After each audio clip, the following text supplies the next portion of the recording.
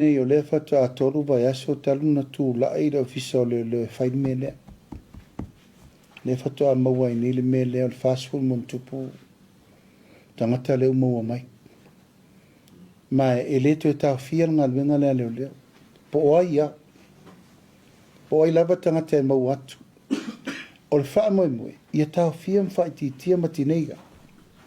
O le mawhau whaunga te lele na. Po oai lava la a wha pefoi la o a fia ini alo ni whawhenga inga. A mai luma. A mai luma se si sira sa mo po oai. A wha pefoi a fia ini alo ni whaipule po oai tangata a mai luma. Mai se si sira sa mo po oai tangata nei. Ia na ilo lei ina oina. Ia mata ila le mele o le tatou wa ai po oai wae. E te tau o la umau. O le tunu e te tau na matua i vai a umma le nganga o le governing. Ma le protection o le tau puni. Wa e tō lau ingo la tōne mai o awhia. Ea, na tō lolo la ia o le whai te tenga. A pe al mele pe whapu mo moa. Ia, e na nofo ana umai ala ia na ina. Al tō inga me te tauna whai ua mō lia ma ua maua i pe ono whatu. Le se fulu mon tupu rates le na whai ni e matau tia. Tau tia le matanga. Ma waiwhai a onga. Ia, o isi tangata tau a loa le malo. Whai ngā ruenga le lei, sua tusi, lo ia. Ea se si sila la o tau ie. A le tau mu whai atu nei, de fo ina avela upu wha malo si au i whai a onga. Hanga tō rua whai a onga na mawai. O whea la le mela a tatu tono nofo ai, ma o mi wha ni wale ale le wha fitau. Ua tau na whai roa. Paulo le au wala e poloka ai. Pau volo le wala so soani ai li ima tamai tai leo. So soani tau fio finga. E o le me sili na leanga.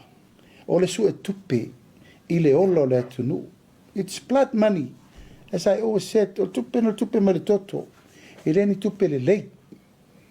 You know, tupe palpala me ia mawalta ma aingo le wali i le.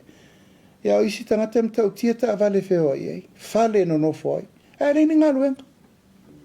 E se vaila le mele tupu nei. O le a fianga te lele na o le va ai te mini. Ma e leto e fo i lo viso leo. O mono vanto nua. E leto e solo muli fo i le ngā luenga. Ma sina fo, tau nu mai leo mai New Zealand e me so soni. Paulo le wala.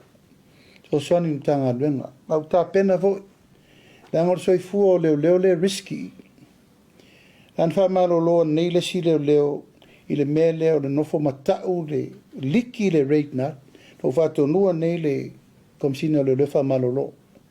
Ta ngata whapea, tauna awe ta loka whawhalpui. Ta toula ia le tau le anga i ta ngā luenga. O le liki o osfa inga leo. Whawhela pena liki ai otu leo whaasanga marita ngata le pe awhape malos. O le oki ngā kanga kārimea. E le whea. O mano fai komsina nei fai polar fufonga fa malo lope charts pe ave loka pola se me fai langa ele anga ile matanga luenga e danger ele e la matia so i fu leo e vai atu leo le mo watu le target na watu e tasi le tangata tasi le u fai to le na atu ai atu sola ai mawaltal na vili atu leo tau le ile atu leo tau le la tu dos fai to se tonu la foi la tau fa man tanga bengo leo la toia pa o mono fa tonu ina le komsino le sila to ale le e le sa nga le mu el ofisa e la matia il so ifua la to o fa anto lo la men tupu na isi leo le apenia mina le na umane la fa te ingol menna e la tu sta mala fa tali mitangat same thing. Me la leo le kaliki fa pene o le malu fa unga leo e fai. Ona e altu inga mele. E o atu ala o sa uni marta matalai o male me fa lalo ai tu lo lava. E fai leo so fa inga leo atu. E tencha. E le na e manatu e le wa matana maua la tau nei e le fa maoni. Ila toa wau nanga e kaliki information tu e la matia so i fua. Ma leo lo ri ima tamai tai leo.